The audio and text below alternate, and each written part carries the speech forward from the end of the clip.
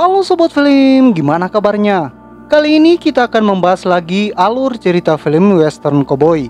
Film ini menceritakan kisah seorang cowboy legendaris yang sudah lama pensiun dari dunia kriminal. Namun suatu saat ketenangannya terusik. Apakah yang akan dia lakukan? Kita masuk saja ke alur cerita filmnya.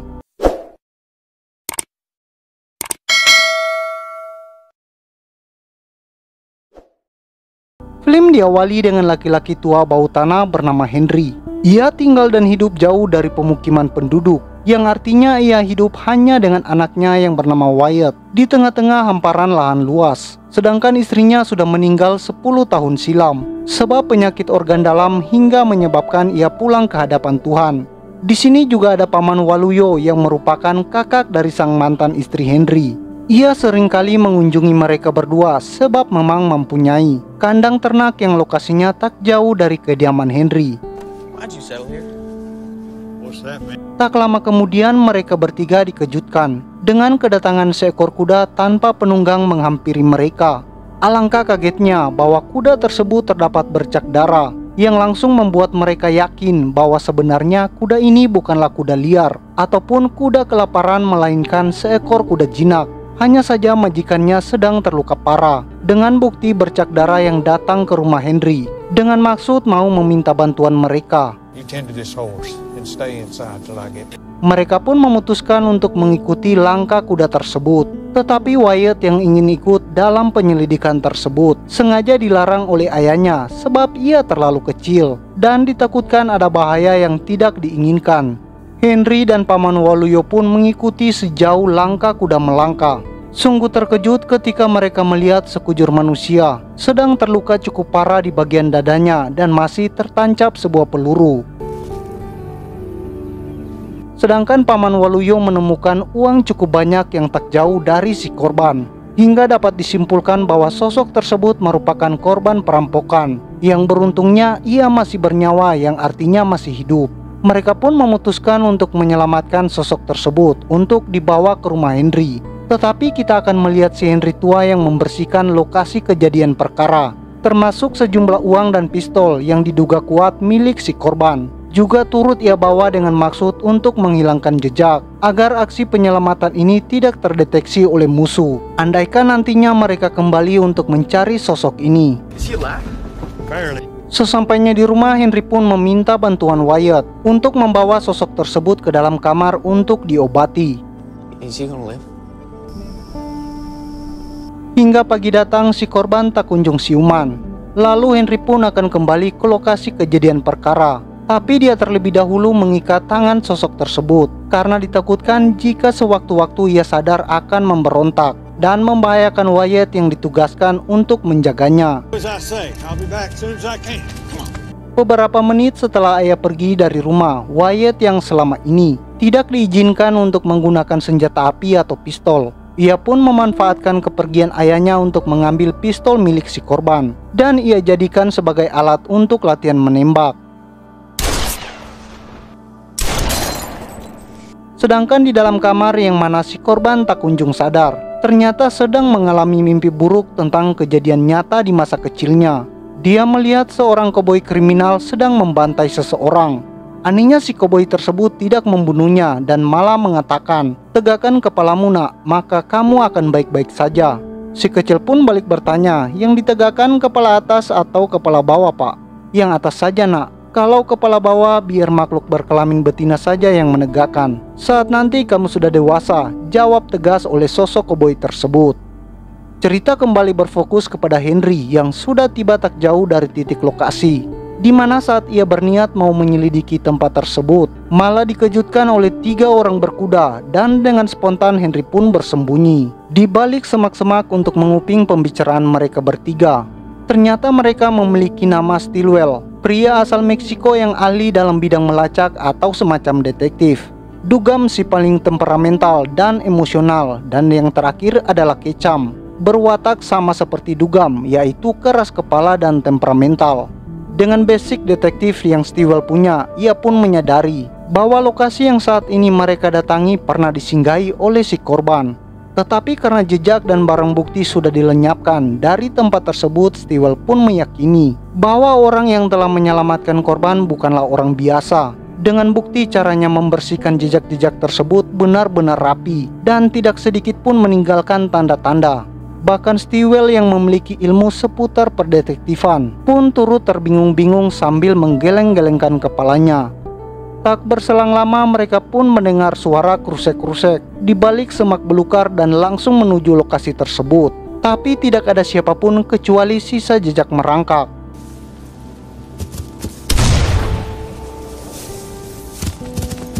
Disinilah Henry sudah kembali menunggangi kuda bermaksud untuk pulang. Ternyata si korban yang sebelumnya tak sadarkan diri cukup lama, akhirnya beliau pun sadar juga. Tetapi karena si Wyatt telah melepaskan ikatan-ikatan di tubuh sosok tersebut, malah menjadikannya menjadi brutal. Sehingga sosok tersebut mengambil sebilah pisau untuk melukai Wyatt. Tetapi hal inilah yang terjadi.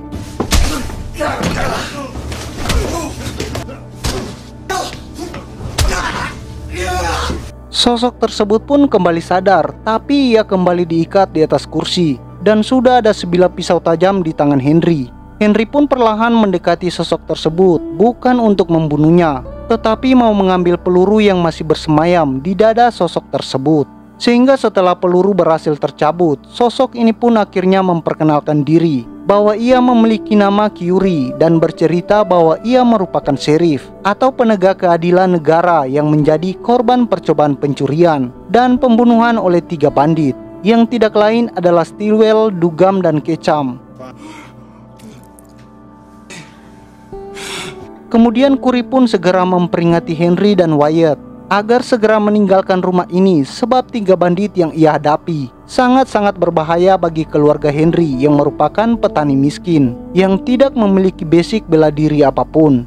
Namun tak lama ternyata 3 bandit tersebut sudah terlihat menuju rumah Henry, sehingga membuat Henry langsung mengambil sebuah senapan api untuk melindungi keluarganya. Tidaklah sama seperti apa yang diceritakan oleh Kuri. 3 bandit ini ternyata tidak melakukan aksi kriminal apapun. Ketika berhadapan dengan Henry si petani tua bau tanah, mereka malah mengajak Henry berbincang terlebih dahulu agar tidak terjadi kesalahpahaman. 3 bandit tersebut berbalik memberitahu bahwa ia sedang mencari seseorang bernama Kuri yang merupakan buronan negara. Mereka bertigalah merupakan para penegak hukum yang ditugaskan untuk menangkap sosok Kuri karena telah ketahuan mencuri. Ketika ketiga bandit tersebut memutuskan untuk meninggalkan kediaman Henry, disinilah Henry jadi bingung antara cerita dari sosok Kuri yang benar atau malah cerita dari 3 bandit tersebut yang benar. Entahlah. Hanya berjarak beberapa kilo dari kediaman Henry, ketiga bandit itu pun berhenti sejenak untuk beristirahat. Tetapi Stillwell yang sejatinya merupakan detektif, ia membuka pembicaraan dengan mengatakan bahwa cara dan gaya Henry si petani memegang senjata nampak bukan seperti umumnya petani memegang senjata. Ia nampak sudah terlatih. Sehingga untuk memastikan bahwa Henry petani asli atau bukan, Stillwell pun mengutus Dugam untuk kembali mengintai ke rumah tersebut sendirian. Tetapi andaikan di sana benar-benar ada Kuri sedang disembunyi di rumah tersebut, janganlah kamu bertindak gegabah dan tunggulah bala bantuan datang ke sana. Baru kita habisi mereka sehabis-habisnya. Tepat di malam harinya, Henry mencoba menggali jati diri Kuri untuk memastikan siapakah Kuri yang sebenarnya. Tetapi dari cerita yang cukup meyakinkan dan terkesan tidak mengada-ngada, memanglah benar bahwa Kuri ini adalah sosok penegak hukum negara yang asli. Tetapi Henry cukup kaget ketika mendengar pengakuan si Kuri bahwa ia merupakan kelahiran asli Meksiko, tepatnya di desa Port Summer, di mana tempat tersebut merupakan tempat kejadiannya pembunuhan seorang koboi kriminal yang dikenal kejam di masa itu bernama Billy the Kid. Setelah saya cari di Google, ternyata karakter Billy the Kid memang benar adanya di dunia nyata di masa itu. Saat Billy the Kid masih berusia belasan tahun, pernah membantai 27 orang tanpa alasan yang pasti.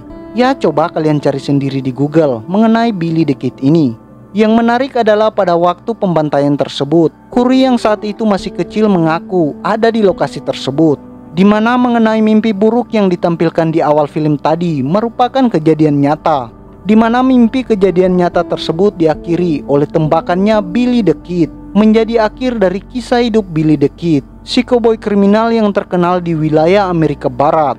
Kemudian setelah Henry memutuskan untuk melepaskan ikatan Kuri karena merasa yakin bahwa ia adalah orang baik, tiba-tiba terdengar satu tembakan menembus tembok reot rumahnya, yang ternyata ia adalah Dugam yang sempat diperingati oleh Stillwell jangan gegabah. Tapi karena memang ia berkarakter temperamental, ia pun merasa akan bisa mengalahkan si petani Henry dan Kuri meski ia sendiri. Tetapi dengan cepat Henry mengambil senjata api untuk melindungi Wyatt dan Kuri. Disinilah kita akan melihat sosok Henry yang terlihat sangat-sangat santai tatkala menghadapi Dugam di luar. Justru malah Dugam yang dibuat menciut olehnya dan bersembunyi di bawah rumah, sehingga Henry pun terus menembakinya dan berakhir dengan membunuh Dugam dengan cara menenggelamkan kepalanya ke sebuah kubangan kecil hingga membuatnya kehabisan napas.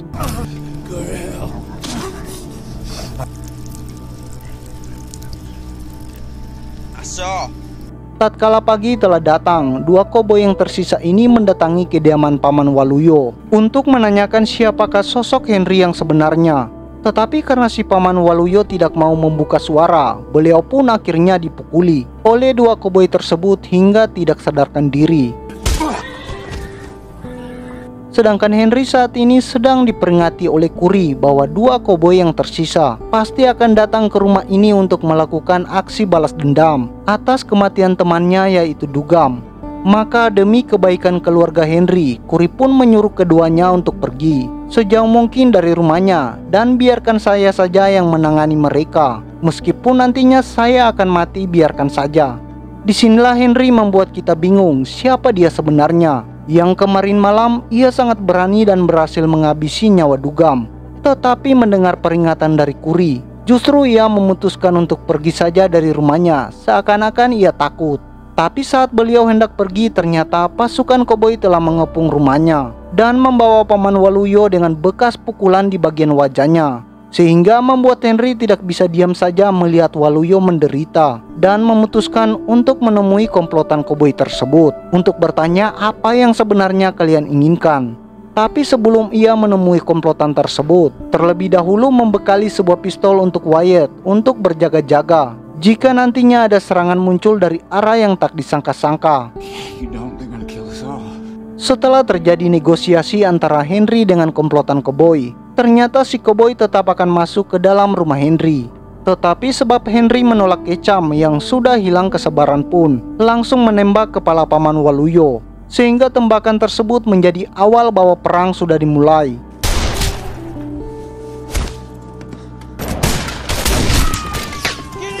Dengan jumlah mereka yang tidak sedikit yang artinya banyak, membuat Henry terpaksa terpukul mundur dan kembali ke dalam rumah. Henry melihat anaknya sangat-sangat takut dengan komplotan koboi tersebut. Henry pun mengatakan kepada anaknya, "Tegakkan kepalamu nak, maka kamu akan baik-baik saja." Mendengar ucapan dari si Henry, Kuri pun terdiam 1000 bahasa. Dia yakin seyakin-yakinnya bahwa Henry bukanlah petani biasa, melainkan koboi kriminal yang sangat kejam asal Amerika Barat dan mengasingkan ke rumah ini sebab ia sudah bertobat, yang artinya Henry adalah Billy the Kid yang sudah tua.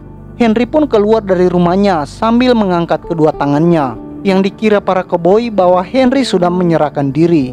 Tetapi inilah yang terjadi. Meski ia sudah tua, tapi nampaknya jiwa muda Billy the Kid kembali muncul, sehingga ia mampu menembaki komplotan koboi dengan hanya beberapa tembakan, sebab tidak ada satupun peluru yang meleset. Justru lesatan dari tiap peluru yang ia lepaskan membuat komplotan tersebut hanya tersisa beberapa batang orang saja. Tak hanya jago menggunakan pistol saja, tetapi beliau juga mahir dalam menggunakan kapak untuk menyerang. Inilah yang terjadi. Hanya tersisa Stillwell di sana yang nampaknya ketakutan melihat seluruh temannya sudah terbantai-bantai, sehingga ia memutuskan untuk kabur dari rumah tersebut. Tetapi Henry bukanlah petani biasa, dia itu Billy the Kid yang sudah tua. Dia sudah bisa menebak mau kemana Stillwell ini pergi.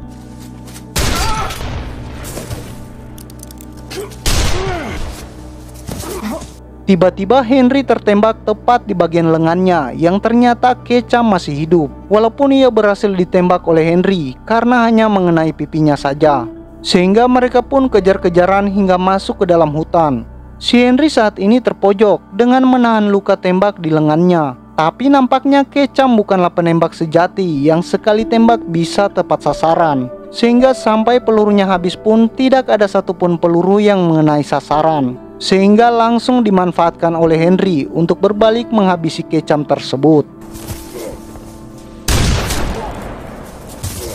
Sesampainya di rumah, Henry pun langsung dipapani oleh anaknya di depan rumah. Dan beliau dituntun masuk ke dalam rumah. Ketika si Wyatt masih mengambilkan segelas minuman untuk ayahnya ini, ayahnya pun memanfaatkan waktu tersebut untuk mengobati bekas luka milik si Kuri. Tetapi saat ia melihat sebuah lambang di bagian lengan Kuri, justru hal tak terduga pun terjadi. Disinilah kita akan tahu siapakah yang benar di antara 3 koboi atau Kuri yang sama-sama mengaku sebagai penegak hukum negara.